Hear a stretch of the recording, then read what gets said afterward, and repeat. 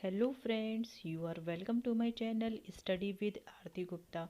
Friends, आज इस video में हम लोग ये पोयम पढ़ेंगे और ये पोयम है एक लव पोयम है। ये बहुत ही अच्छी पोयम है जिसका नेम है इफ़ यू फॉरगेट मी। इसको लिखा है पैब्लो नेरूडा ने। इसमें 6 स्टैंजाज हैं जिसमें कि नंबर ऑफ लाइन सेम नहीं है और ये फ्री वर्ड्स में लिखी गई है ये पोयम।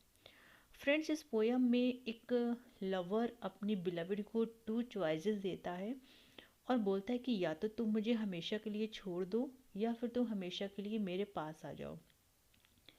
पोयम में की जो टोन है वो चेंज होती रहती है। मीन्स कभी वो वार्निंग दे रहा है, कभी अपनी बिलवड को याद कर रहा है। इसमें जो उसका लव है वो अनडिवाइडेड लव है। आई एम श्योर कि आपको ये पोयम ज़रूर पसंद आएगी। तो ज़्यादा टाइम वेस्ट ना करते हुए आइए देखते हैं कि पोयम में है क्या। तो पोयम की जो फर्स्ट लाइन है वो ये है, I want you to know one thing. कह रहा मैं चाहता हूँ तुमसे एक बात जानना।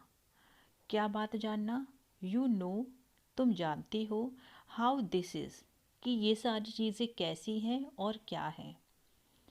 If I look at the crystal moon at the red branch of the slow autumn at my window. कह रहा है कि मैं जब भी क्रिस्टल मून की तरफ देखता हूँ, मीन्स मुझे क्रिस्टल मून में भी तुम ही नज़र आती हो। जितना मून प्योर है उतनी ही ज़्यादा मेरी बिलवड भी प्योर है। इसलिए वो बोल रहा है क्रिस्टल मून मतलब साफ़ सुथरा प्योर मून, उसमें भी मुझे तुम नज़र आती हो। जब भी मैं उसकी तरफ देखता हूँ, और मैं कहाँ देखता हूँ? अपनी विंडो से। जब स्लो ऑटम में रेड ब्रांचेस हो जाती हैं सनशाइन की वजह से, जब मैं उनको देखता हूँ। If I touch near the fire the impalpable ash और the wrinkled body of the log.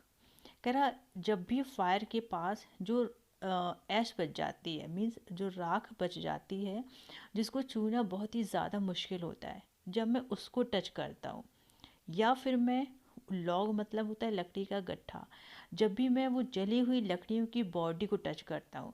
यहाँ पे वर्ड यूज़ किया गया है रिंकल्ड। रिंकल्ड का मतलब होता है सिकुड़ा हुआ। तो जब लकड़ी जल जाती है तो वो सिकुड़ी हुई हो जाती है, सिकुड़ जाती है। वहाँ पे बोल रहा है तो मैं जब भी मैं उस लकड़ी के गट्ठे को, उस सिकुड़े हुए लकड़ी के गट्ठे को देखता हूँ, everything carries me to you. मुझे हर चीज़ तुम्हारे पास लेके जाती है। मतलब हर चीज़ में तुम एग्जिस्ट करती हो। चाहे मैं क्रिस्टल मून की तरफ देखूं, या मैं अपनी विंडो से रेड ब्रांचेस को देखूं, या मैं फायर के पास जो राख बचती है मैं उसको टच करूं, या मैं उस लकड़ी के सिकुड़े हुई बॉडी को देखूं, मुझे हर जगह तुम नज़र आती हो। मुझे हर चीज़ तुम्हारे पास तक लेके जाती है। As if everything that exist, ऐसा लगता है कि मानो हर जगह तुम एग्जिस्ट करती हो। जैसे कि aromas, light, metals were little boards. कह रहे एरोमाज जो खुशबू है, जो एयर में खुशबू है, उसमें भी तुम हो। चाहे लाइट हो या मेटल हो, हर जगह तुम हो।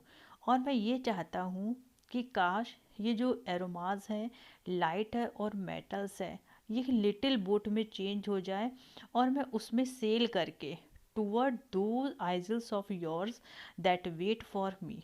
मैं उस आइलैंड पे आ जाऊँ, मैं उस ओशन पे आ जाऊँ जहाँ पे तुम मेरा वेट कर रही हो।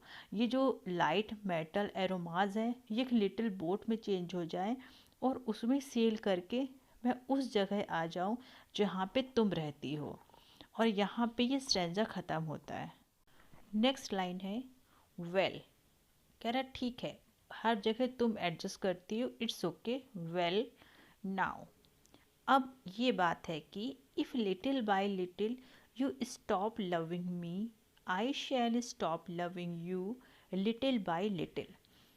यहाँ पे लवर कह रहा है अपनी बिलवड से कि ठीक है, मुझे हर जगह तुम नज़र आती हो, इट्स ओके, बट अगर लिटिल बाय लिटिल, अगर धीरे धीरे करके तुम मुझे प्यार करना बंद कर दोगी, तो धीरे धीरे करके मैं भी तुम्हें प्यार करना बंद कर दूंगा। मीन्स यहाँ पे कंडीशनल लव है, अनकंडीशनल नहीं है। कंडीशनल लव है कि अगर तुम मुझे प्यार करना बंद कर दोगी तो मैं भी तुम्हें प्यार करना बंद कर दूंगा। नेक्स्ट एग्जाम में लवर बोलता है, if suddenly you forget me, अगर तुम अचानक से मुझे भूल जाती हो। Do not look for me, अगर तुम मेरी तरफ नहीं देखती हो। For I shell already have forgotten you, तो मैं भी तुम्हें ना इससे पहले ही भूल चुका हूँगा। मीन्स तुम मेरे साथ ये करोगी उससे पहले ही मैं तुम्हें भूल जाऊँगा। नेक्स्ट टेंजा में है, if you think it long and mad, the wind of banners that passes through my life. अपने बिलविड से बोलता है कि अगर तुम ये सोचती हो कि ये चीज़ें बहुत ज़्यादा लंबी हो गई हैं, ये सब पागलपन है, ये जो हवा का झोंका है जो मेरी लाइफ से होके गुजरा है, ये इसमें बहुत ज़्यादा पागलपन हो गया है। ये जो हवा का झोंका है मेरी लाइफ से होके गुजरा है, इसमें पागलपन आ गया है। ये बहुत लंबे समय से ना ऐसे ही चल रहा है। एंड यू डिसाइडेड, और तुमने ये डिसाइड कर लिया है, to leave me at the shore at the heart where I have roots. और तुमने ये डिसाइड कर लिया है कि तुम मुझे अपने हार्ट के उस कोने से, अपने दिल के उस कोने से तुम मुझे हमेशा के लिए हटा दोगी, मुझे छोड़ दोगी। वेयर आई हैव रूट्स, जहाँ पे मेरी जड़ थी। जड़ थी इसका मतलब अपने बिलवड से कहता है कि तुम्हारे दिल के जिस कोने में मैं एग्जिस्ट करता था, डीपली एग्जिस्ट, रूट्स का मतलब यहाँ पे डीपली है, तुम्हारे दिल के जिस कोने में मैं था, तुमने अगर ये डिसाइड कर लिया है कि तुम उस कोने से मुझे उखाड़ के फेंक दोगी, मुझे छोड़ दोगी। आप देखो यहाँ पे वार्निंग दे रहा है, रिमेंबर, तो मेरी बात याद रखो, that on that day at that our I shell lift my arms and my roots will set of to seek another land. तो कह रहा है एक बात याद रखो, उसी दिन और उसी घंटे आई शैल लिफ्ट माई आर्म्स, मैं अपनी बाहें हमेशा के लिए वहाँ से उठा लूँगा। मतलब तुम मुझे अगर छोड़ने का तुमने डिसीज़न ले लिया है तो मैं भी तुम्हें उसी टाइम छोड़ दूँगा।